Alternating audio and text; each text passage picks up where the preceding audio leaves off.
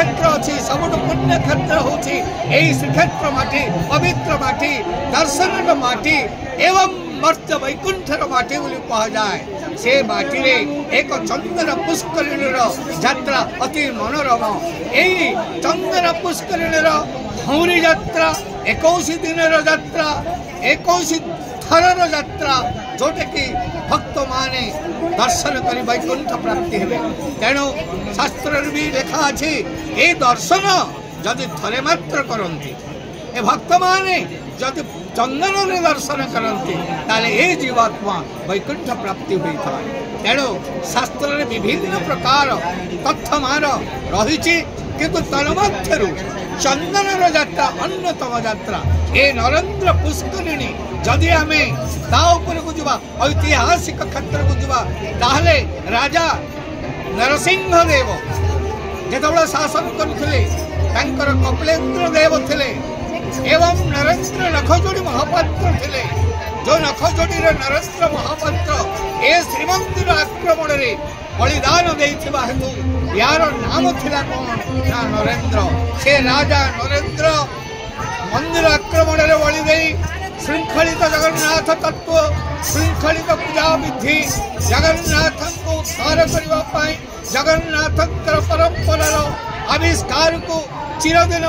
स्वस्थ एवं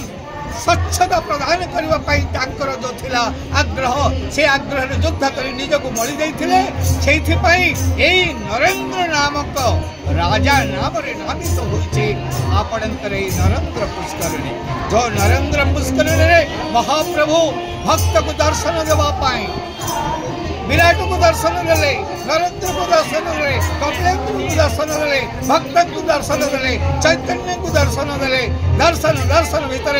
इंद्र चंद्र वरुण कुवर नैऋत्य समस्त देवा देवी माने आसुचंदी कौठिकी ना ए चंदन पुष्करिणी को दर्शन करने भगवान जगन्नाथ जगन्नाथ पुरुषोत्तम एते सुंदर भाव यात्रा कर ब्रह्मदेव मध्य बाट ओढ़ाई नीलकंदर को छुट्टी आसिले मोर प्रभु कौटी अच्छा मो दर्शन न कले ए जीव मोर शांति पाइब नहीं जहाँ